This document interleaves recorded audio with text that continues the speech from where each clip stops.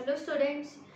तो चलिए हम कंटिन्यू करते हैं हमारा chapter number 4, organisation of data, कि किस तरह से हम अपने डाटा को ऑर्गेनाइज कर सकते हैं, अरेंज कर सकते हैं, ताकि हम अपने कलेक्ट किए हुए डाटा से मीनिंगफुल रिजल्ट निकाल सकें। तो इसमें हम कुछ टॉपिक्स डिस्कस कर चुके हैं।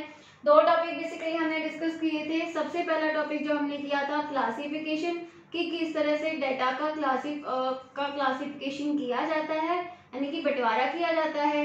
दूसरा हमने किया था वेरिएबल्स, ठीक है, डिस्क्रीट वेरिएबल्स और कॉन्टिन्यूअस वेरिएबल्स हमने इन वेरिएबल के टॉपिक में डिस्कस किए थे। तो आज हम दो टॉपिक करेंगे, एक तो रो डाटा और दूसरा जो हमारा टॉपिक है वो टाइप ऑफ स्टैटिस्टिकल सीरीज। तो सबसे पहले जो हम आज टॉपिक डिस्कस करने जा रहे हैं वो है रो डाटा। अब देखिए डाटा क्या है, किसी भी डाटा, कोई भी इंफॉर्मेशन हम कलेक्ट करते हैं, कलेक्ट की हुई इंफॉर्मेशन को हम डाटा बोल सकते हैं, कि कुछ भी हमने इंफॉर्मेशन दे रहे हैं तो वो डाटा है। तो डाटा हमारा रो डाटा कब होगा, जब हमने इंफॉर्मेशन को कलेक्ट किया और उससे कोई भी मीनिंगफुल रिजल्ट नहीं निकाल सकते।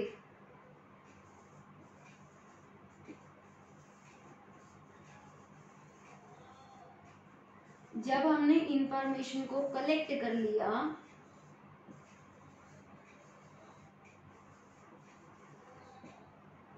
लेकिन कोई भी मीनिंगफुल इंफॉर्मेशन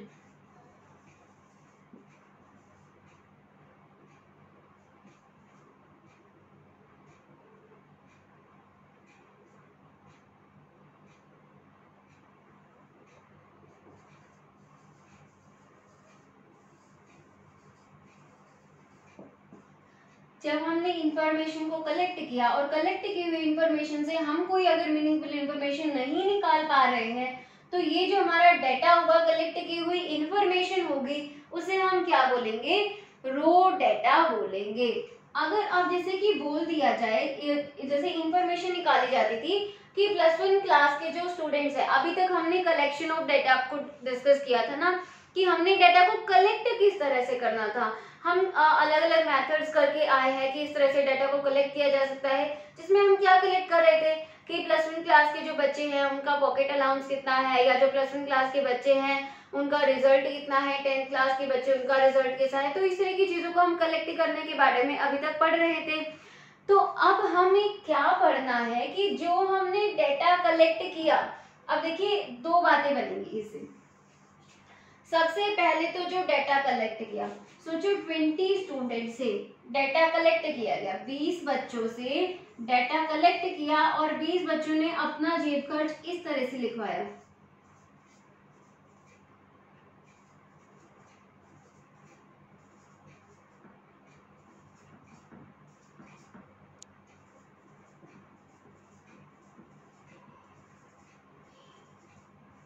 इस तरह से टोटल 20 स्टूडेंट्स का मैंने इस तरह से लिख दिया। मैं हर एक बच्चे से पूछती गई और हर एक बच्चा बताता गया कि किसी का जो पॉकेट अलाउंस है या पॉकेट मनी जेब खर्च मिलता है, किसी को 50 रुपए मिलते हैं, 60 रुपए मिलते हैं, 55 रुपए मिलते हैं, 40 45, किसी को 100 रुपए मिलते हैं। तो मैं बच्चों से पूछती गई, हर एक बच्चा अपने अपने पॉकेट अलाउंस बताता चला गया। तो इस तरह से मैंने एक लिस्ट बना ली जिस पर सभी बच्चों का पॉकेट अलाउंस यानी कि जेब खर्च लिखा है। अब देखिए ये जो मैंने लिस्ट बनाई है जिस पर सभी बच्चों का पॉकेट अलाउंस लिख दिया गया है, क्या इससे कोई भी इंफॉर्मेशन आपको मिल रही है? क्या आपको कोई भी इससे रिजल्ट मिल रहा है? क्या कोई भी कंक्लूजन आप इससे निकाल सकते हैं? जी नहीं। तो ये जो डाटा है ये क्या है, ये जो लिस्ट बनाई गई है जिसमें 20 स्टूडेंट्स के जेब खर्च को लिखा गया है, तो ये लिस्ट क्या है, इस पर क्या है, डाटा है। और ये किस तरह का डाटा है, रो डाटा, जिसका कोई भी यूज नहीं होता। यूज तो देखिए होता है लेकिन इससे इंफॉर्मेशन नहीं निकाल सकते हम, कंक्लूजन नहीं निकाल सकते। इसके बेसिस पर सिर्फ इसको देखते हुए क्या हम कोई रिजल्ट निकाल सकते हैं? जी नहीं, बिल्कुल भी हम रिजल्ट नहीं निकाल सकते। किसी तरह की कोई मीनिंगफुल इंफॉर्मेशन बन करके नहीं आएगी। ज्यादा से ज्यादा इसका यूज क्या है कि हम पढ़ सकते हैं हर एक बच्चे का इतना जेब खर्च है, इसके ज्यादा कोई इंफॉर्मेशन हमें इससे नहीं मिलेगी। लेकिन अगर लिख दिया जाए कि average pocket allowance of 20 students is ₹50। इस इंफॉर्मेशन को कैलकुलेट करने के बाद, कैलकुलेट कैसे किया जाएगा, हर एक बच्चे के जो भी जेब खर्च है, मतलब सभी इन नंबर्स को ऐड कर दिया जाएगा।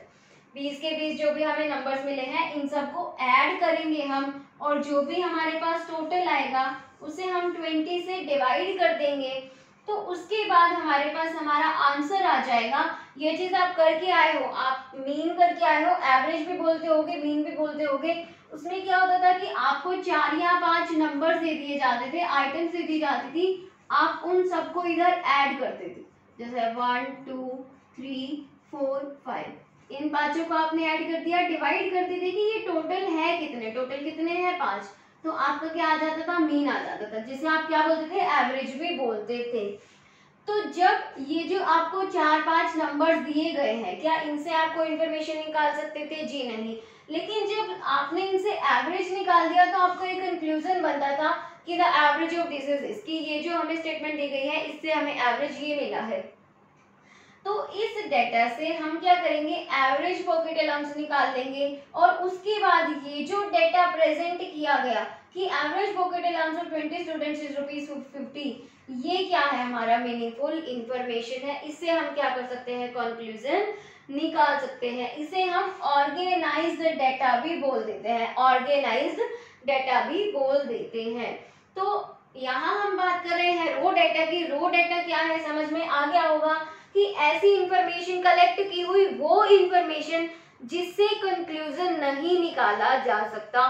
फर्दर हम यहाँ पर कैलकुलेशन करेंगे, उसके बाद देखिए एवरेज कह लो, टोटल कर लो, कुछ भी कह लो, लेकिन यहाँ पर तो हमें कुछ भी पता नहीं चल रहा ना। तो कलेक्ट की हुई वो इंफॉर्मेशन जिससे हमें किसी तरह का कोई रिजल्ट ना मिले, जिससे हम किसी तरह का कोई कंक्लूजन ना निकाल पाए, तो वो जो हमारा डेटा हो जाएगा वो किस तरह का डेटा हो जाएगा, रो डेटा हो जाएगा। क्लियर। अब हम करते हैं नेक्स्ट टॉपिक हमारा types of statistical series, types of statistical series. इसके पहले एक छोटा सा टॉपिक हम डिस्कस कर लेते हैं। आपकी बुक में साइड में टूल किट में दिया है, इस तरह से बॉक्स में आपकी बुक में दिया है, जिसमें आपको 3 टॉपिक्स बताए हैं, यूनिवेरिएट, बाइवेरिएट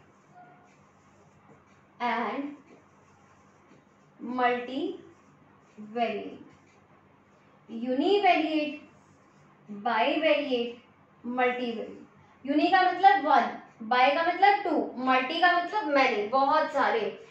जब हम जो डेटा कलेक्ट कर रहे हैं वो 1 वेरिएबल की बेसिस पर कर रहे हैं, यानी कि हमारे डेटा का वेरिएबल केवल एक ही है, तो हमारा डेटा कैसे हो जाएगा, यूनिवेरिएट हो जाएगा। और जब हम अपना डेटा कलेक्ट कर रहे हैं 2 वेरिएबल्स की बेसिस पर, तो हमारा जो डेटा है वो बाइवेरिएट कहलाएगा। और जब हम 3 वेरिएबल्स लेकर चल रहे हैं तो मल्टीवेरिएट हमारा डेटा कहलाएगा। अब आप बोलोगे कि मैम बिल्कुल भी समझ में नहीं आया, क्या 1-2 और ज्यादा कर दिए?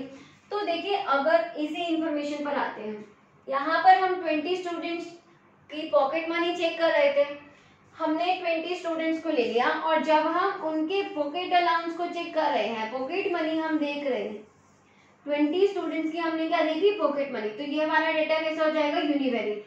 अब 20 बच्चों का हम पॉकेट मनी भी चेक कर रहे हैं, प्लस उनका यानी कि जो जेब खर्च उन्हें मिलता है उसमें से कितना वो खर्च कर देते हैं, कितना उनका एक्सपेंस है, एक्सपेंडिचर है, वो भी देख रहे हैं। 2 चीजें देख रहे हैं 20 बच्चों की, एक तो उन्हें पॉकेट मनी कितना मिलता है, दूसरा उसमें से वो कितना खर्च कर देते हैं। तो ये जो हमारा डेटा होगा बाइवेरिएट डेटा हो गया। तीसरा मल्टीवेरिएट का मैं एग्जांपल दे सकती हूँ कि जहां पर आप 20 बच्चों के पॉकेट मनी देख रहे हो और उस पॉकेट मनी से वो कितना खर्च कर देते हैं, प्लस कितनी सेविंग्स करते हैं। तो जब 2 से ज्यादा चीजें देखी जा रही हैं एक ही तरह के डेटा में, तो वो हमारा डेटा क्या हो जाएगा, मल्टीवेरिएट। इसमें एक ही वेरिएबल है, इसमें 2 वेरिएबल है, और इसमें 2 से ज्यादा वेरिएबल। हमने 3 लिए हैं तो आप 3 नहीं बोलोगे, इसमें कितने वेरिएबल्स होते हैं?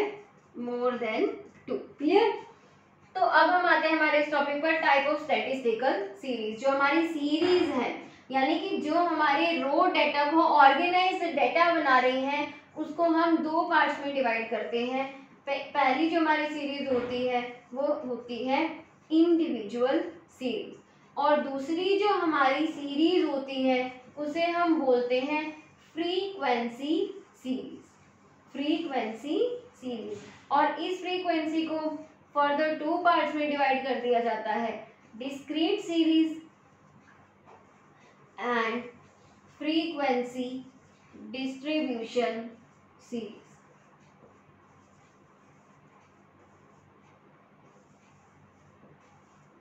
क्लियर? दो तरह की सीरीज होती हैं, individual series and frequency series, और फ्रीक्वेंसी सीरीज को हम दो पार्ट्स में डिवाइड करते हैं। जब आप न्यूमेरिकल्स करोगे तो इन सीरीज को आप अलग अलग पढ़ोगे, इंडिविजुअल सीरीज, डिस्क्रीट सीरीज और फ्रीक्वेंसी डिस्ट्रीब्यूशन सीरीज। तो अभी हम डिस्कस करते हैं इंडिविजुअल सीरीज के बारे में। इंडिविजुअल सीरीज के बारे में, ये जो अभी हमने डिस्कस किया, जिसको हमने रो डेटा का नाम दिया था, इसे जानते क्या बोल सकते हैं? इंडिविजुअल सीरीज बोल सकते हैं। यहाँ पर मैं आपको दोनों बता दूंगी एक बार के लिए, इंडिविजुअल सीरीज क्या होती है और फ्रीक्वेंसी सीरीज क्या होती है, ताकि आपको दोनों में डिफरेंस समझ में आ जाए। अगर 20 बच्चों का पॉकेट अलाउंस हमें इस तरह से दिया है, 20 बच्चों का छोड़िए, हम कम का एग्जाम्पल लेकर चलते हैं।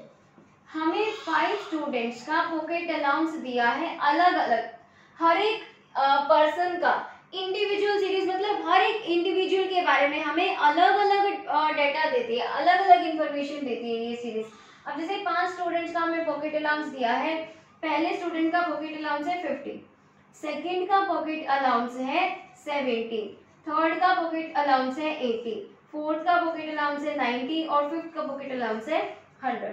तो हर एक इंडिविजुअल के बारे में हमें इंफॉर्मेशन मिली कि नहीं मिली? तो ये होती है हमारी क्या? इंडिविजुअल सीरीज, जिसमें हर एक इंडिविजुअल के बारे में अलग से जानकारी दी जाए। जैसे कि ये हमने 20 बच्चों का जो पॉकेट अलाउंस है, पॉकेट मनी है 20 बच्चों की, उसकी मैंने जो लिस्ट बना ली, उसमें हर एक बच्चे का जेब खर्च लिखा है। तो ये जो इस तरह से मैंने नंबर्स को अरेंज करके लिखा है, इसे क्या बोलते हैं? हम इंडिविजुअल सीरीज बोलते हैं। इसे ज्यादातर या तो असेंडिंग ऑर्डर में लिखा जाता है या फिर डिसेंडिंग ऑर्डर में लिखा जाता है।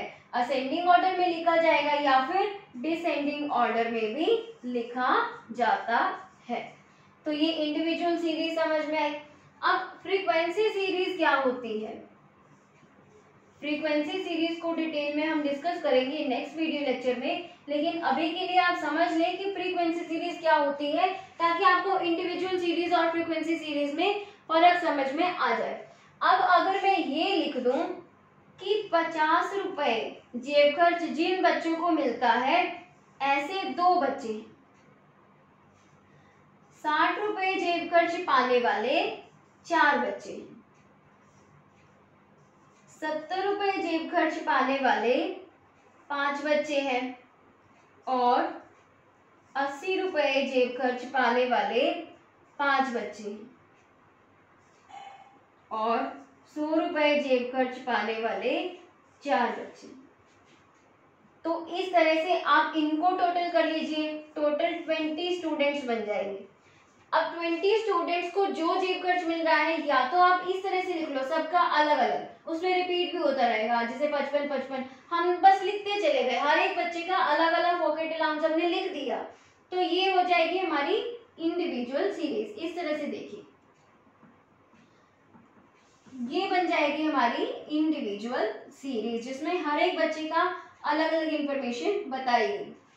लेकिन अगर हम इसी इंफॉर्मेशन को इस तरह से बनाकर लिख दे तो कि 50 रुपए जेब खर्च मिलता है 2 बच्चों को, 60 रुपए जेब खर्च मिलता है 4 बच्चों को, 70 रुपए 5 बच्चों को, 80 रुपए 5 बच्चों को और 100 रुपए 4 बच्चों को, तो टोटल इस तरह से 20 बच्चे पूरे हो गए।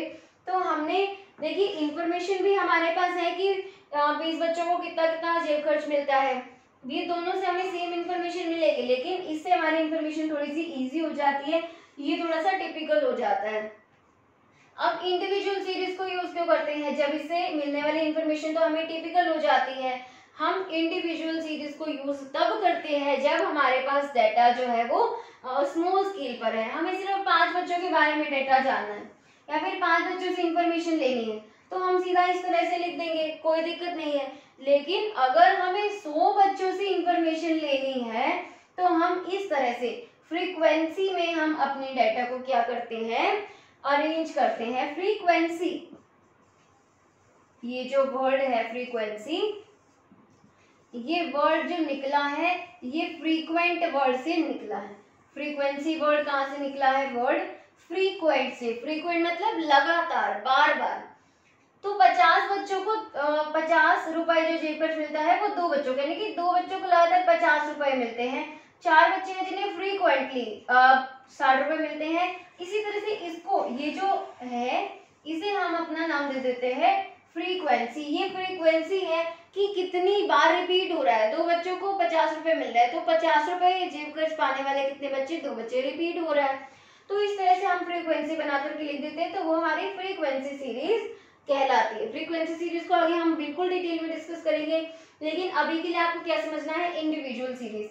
इंडिविजुअल सीरीज के बारे में एक बार फिर से आपको डिटेल दे देती हूँ कि जब हर एक इंडिविजुअल के बारे में अलग से डेटा दिया गया हो, हर एक पर्सन का अलग अलग इंफॉर्मेशन हमें गिवन है, तो वो क्या हो जाएगी? इंडिविजुअल सीरीज हो जाएगी। और इंडिविजुअल सीरीज को कब हम यूज करते हैं? जब क्या हो, हमारा डेटा कम हो, तब हम इंडिविजुअल सीरीज को इजीली यूज कर सकते हैं। और रो डाटा क्या है? वो डाटा, वो इंफॉर्मेशन जिससे हम कोई भी कंक्लूजन नहीं निकाल सकते हैं। क्लियर?